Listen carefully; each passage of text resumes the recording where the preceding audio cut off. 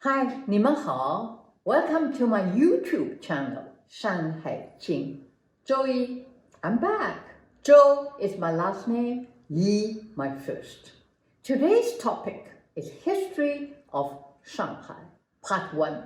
It began with the land regulation.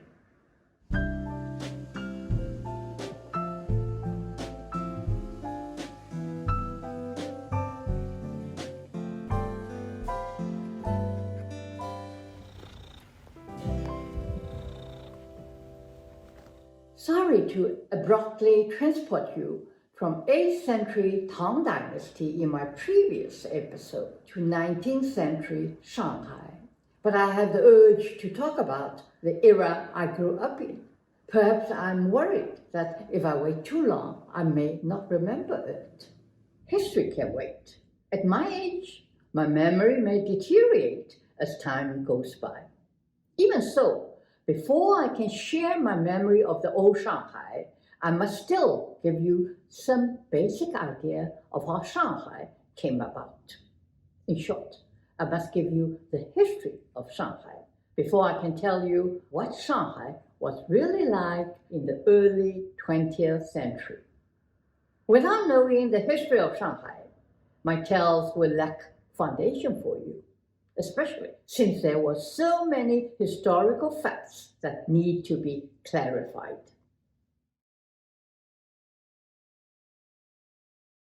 Until now, most histories of Shanghai were written by the so-called Old China hands, the colonial settlers in Zhongguo, as they were the only ones who wrote and got published in the English language for the world to read and know about the old Shanghai. But their knowledge of the Shanghai then was limited to their perspective within their small, restricted society, not the Shanghai of the millions of people who lived there. In my 60s, after my retirement, I started to write my first novel. And the novel is a fiction about Shanghai's 3 underworld figures. Before I started to write it, I thought I knew everything about old Shanghai, since I grew up in Shanghai and lived there for 28 years. Only when I was writing did I realize that I knew very little. Everything was muddled and confusing. What was this old Shanghai? What were the concessions? And how did they come about? Naturally, I started to search for books to read. The contemporary books I found at the time about old Shanghai were mostly written by the British, except for one writer, Pauline. And these books contained roughly the same information. Their information had clearly come from the books written earlier by the so-called Old China hands, or they liked to call themselves the Shanghai landers. Since the Shanghai landers had actually lived there, their words and viewpoints became the only source for other writers to use. Unfortunately, the lives and thoughts of these Shanghai landers were so restricted they could not see anything beyond their longest bar in the world, which was their pride in their restricted Shanghai club. Their viewpoints remained Victorian and colonialist. In all the books I read, they wrote about how well they lived and how many servants they had. These books never failed to emphasize how grateful the Zhongguo servants were to have a rice bowl from them, how proud the Zhongguo servants were to work for them, how these servants wanted to show their good fortune to their friends, and how loyal their servants were to them. And the strangest thing was that in every book, they never failed to mention their servants. It seemed to me that they knew no other Zhongguoren but the servants. They saw the servants as their faithful subjects. I must say, they seemed more loyal to their servants than the servants were to them. One book proudly displayed a full-page photo of a fleet of servants on their lawn, as if this was part of their glory possessions to display proudly. As one white Russian commented later, What is such a big thing to have some servants? Don't forget, the White Russians were aristocrats, or at least well-to-do, and they had servants before they were cast out of Russia. It looks like none of these late arrival Shanghailanders had any before leaving their homelands.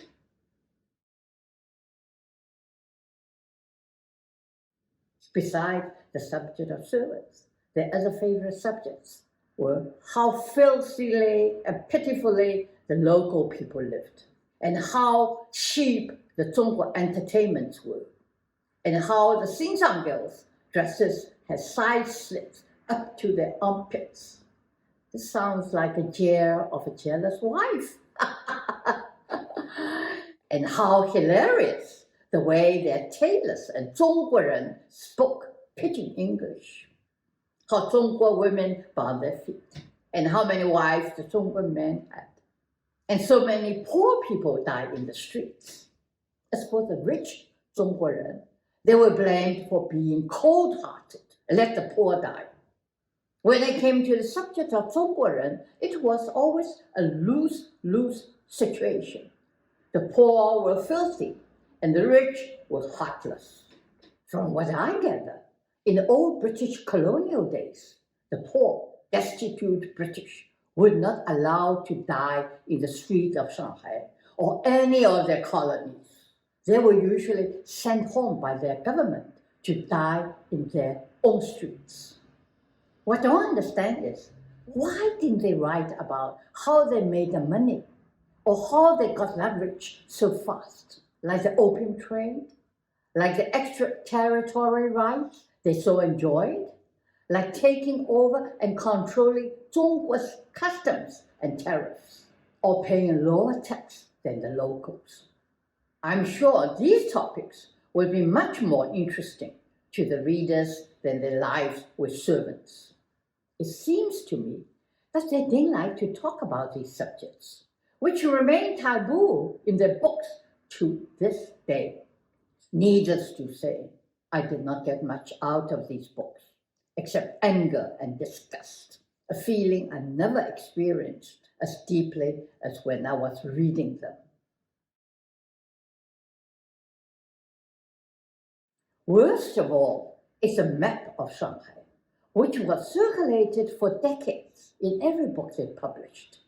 Possibly it was a map they used during their heyday. This map illustrated the international settlement and the French concession. And way at the bottom is a circle which called the Chinese city. The map is like everything else they did. It was a deliberate cockeyed distortion.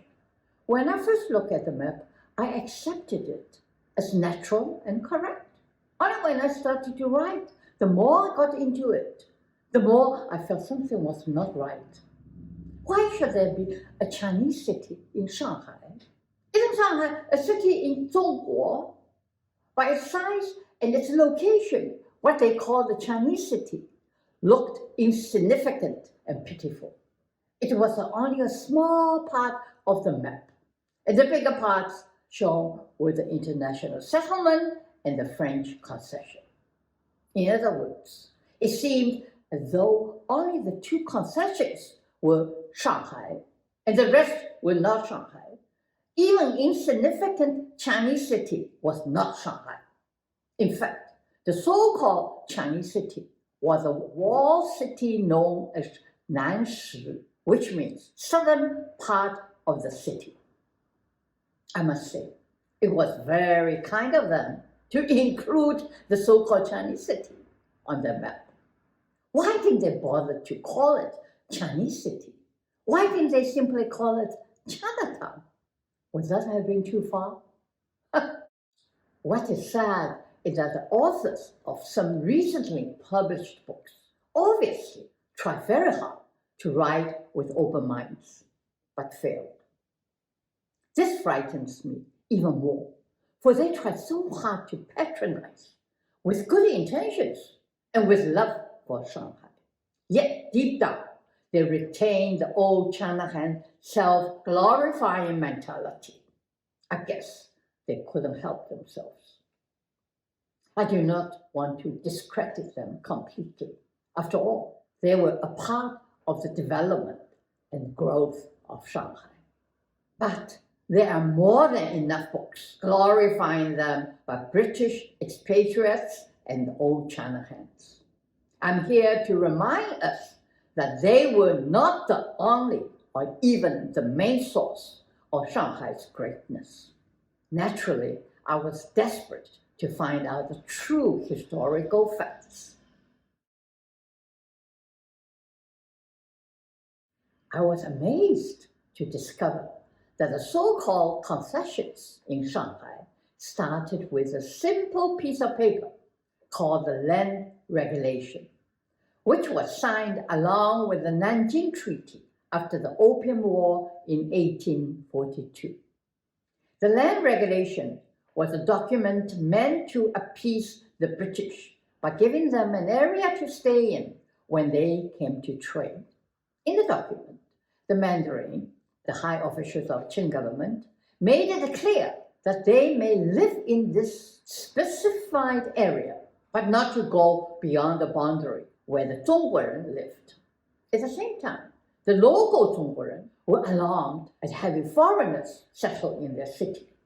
And we must understand that this was a year or two after the Opium War, after the British had attacked and looted their city, leaving only after a ransom equivalent to $300,000 was paid. So when the British chose to stay outside of the city wall, the Mandarins were more than happy to give them the permission. And in their report to the emperor, it stated that the barbarians were given land of no significance, an area with a few huts. The fact was that it was not merely huts, as the report said. There were large land-owning estates which had been there for centuries. It was a bureaucratic talk to pacify the emperor, to understand the real value of the land they had assigned to the colonialists. The Qing government, being a superior kingdom for so long, was not accustomed to making agreements with any other nations. To them, the document was merely permission for the traders to stay within the boundary of a specific area. So the traders could now bring their wives and have a temporary home here. It was something the traders were not allowed to do in Guangdong and had been complaining about it for decades, since they started to trade in Zhongguo. To the Mandarins, this was the end of the matter. At least this is what they had thought. However, immediately afterwards, the French, the Americans, the Russians, and the Germans, and the Italians all came and demanded the same rights. So the Mandarin had to give each of them some area to appease them. For some of the settlements, the Mandarins didn't even bother to specify the boundary, like the American settlement, because it didn't seem to be necessary at the time. In their minds, these were only areas for them to lodge when they came to trade. They were not meant to be concessions. Officially, Shanghai was not a colony, not even with a legal lease, with terms like new territory in Hong Kong, which was officially leased to the British for 99 years. Hong Kong became a colony by military force when the British arrived in their gunboats. And this was different. In the beginning, the local landowners outside of the city wall refused to give up their lands and homes. Some built forts and bridges to protect themselves from intruders. Only under the government's order were they then forced to lease to the settlers. To protect the settlers, the Mandarin forced a clause onto the leases, indicating that the lands were to be leased in perpetuity, and landowner could not rescind. Only settlers could terminate the lease. Based on this careless clause at the time, the settlements eventually became concessions. The beautiful waterfront along the Wangpu River, the bund you see today, partly belonged to a wealthy Li clan. Under government pressure and after a long negotiation, the clan leased the property to the British. No doubt, the British had been eyeing that piece of land for a long time. In the later part of the 19th century, the Qing government was further weakened by 2 opium wars and the accumulated indemnities, and people were determined to overthrow the Qing dynasty. Among many revolts during the Taiping rebellions throughout the 1850s to the 60s, the Shanghailanders were concerned that the Taiping rebels would seize Shanghai. So they formed their own army corps, claiming they needed to protect their property and the lives of their settlers. By 1854, they established their own municipal councils, made their own laws enforced by their own court, and with their own police force and the volunteer armed forces, on land that had only been meant for accommodation, where they came to trade. And during the Xiaodao, the Small Sword Society revolt in 1853, when the rebels seized the walled city Nanshi, the officials escaped, and the British took the opportunity to collect taxes for customs, claimed to only fill the gap temporarily and return the taxes they collected. Of course, they never did, and they claimed later on is to keep them as partial payments for indemnities. Eventually, they took control of the custom function in Shanghai. In the decades to follow, the Shanghailanders took every opportunity to expand their territories, which would later be known as the French concession and the international settlement. And each time, they did it by either trickery or threats. For instance, where they constructed roads and tram rails, they built them beyond their boundaries. By claiming that they needed to protect their investment, they expanded their boundaries further. Another good reason they gave for expansion was population growth. Mind you, the growth was from the Zhongguo population. During the Xiaodao revolt, the Small Sword Society, thousands of Zhongguoren ran into the concessions. At first, the inflow of the vast Zhongguo population alarmed the Shanghailanders, but soon they realized the benefit of Zhongguo population. Zhongguoren had brought abundant money in. Immediately, a municipal tax was levied on Zhongguoren, on their own land, their own soil. With a growing population and the tax revenue, the concessions were able to maintain their roads, restricted parks, and public buildings. The concessions flourished. Within decades, the British had extended their boundaries of the international settlement 3 times, while the French concession had expanded 4 times. The French concession alone swelled to 15 times its original size. By the later part of the 19th century, a simple land regulation document had turned a city into many nations. Shanghai has then become known as a city with states within a state. They set up their own laws with their own courts, own police, and own armies. They executed their rights to rule and collected taxes from the people with whom they had simply come to trade. And the French had their own territory, the French concession, and the Americans, Russians, Germans, Italians, and Japanese combined forces with the British to establish the international settlement. Shanghai became known as the city of 3 families but 2 sites. And the 3 families were Zhongguo, the French concession, and the international settlement. Though the French and the British had conflict between themselves, where they were dealing with the Zhongguo, they would agree on every point. Therefore, there were only 2 sides, Zhongguo versus the Shanghailanders. It was much later, after the First World War in the 20s, Because of the desperate situation in Europe, the more Westerners began to settle in the concessions and to make them their home. It was at a time when Europe was going through an economic setback with the unrest of labor disputes and recession. Shanghai was a paradise where they had a chance to live a Victorian lifestyle, which was fading away in their own countries. Their obsessions with the servants was part of that fade-away dream. Why is it that of so many colonial cities, Shanghai flourished beyond anyone's expectations? It was true that colonialists could not find another city more ideal than Shanghai.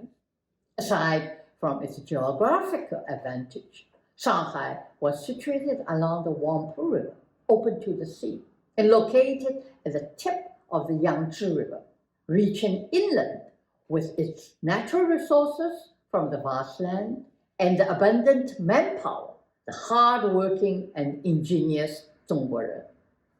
Guangdong was too far from inland and more costly for transportation, and there were too many middlemen.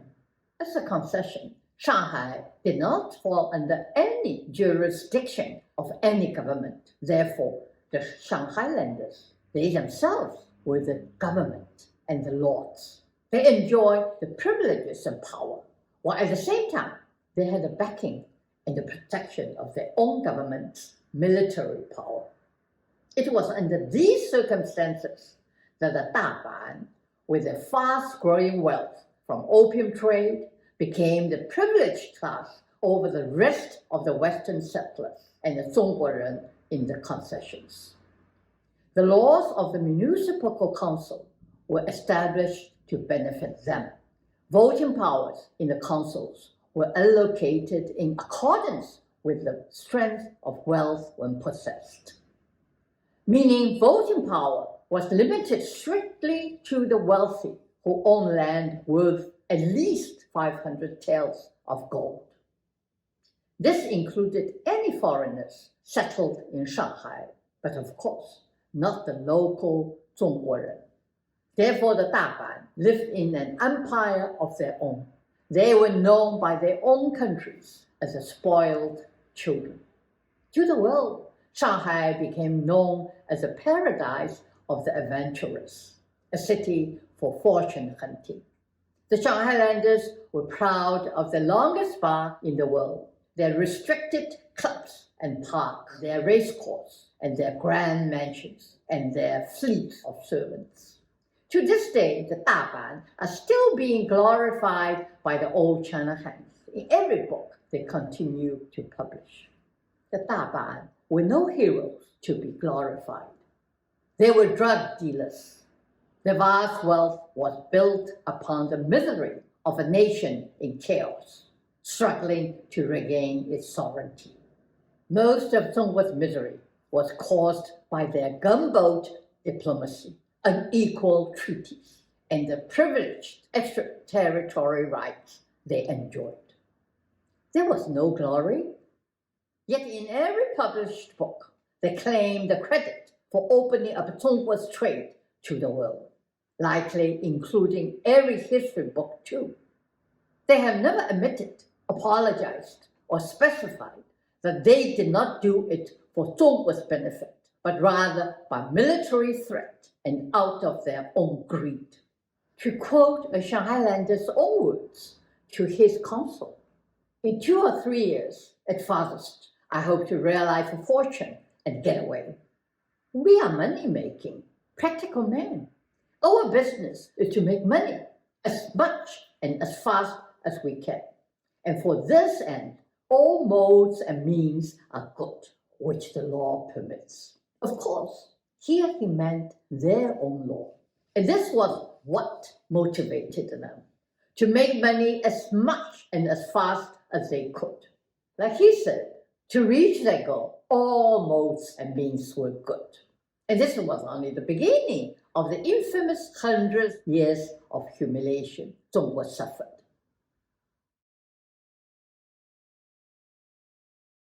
In my next episode, I will talk about how it all ended. The ending was not any better than the farcical beginning. In fact, it was worse. So tune in for part 2 of the history of Shanghai. And thank you again for listening. Take care. 保重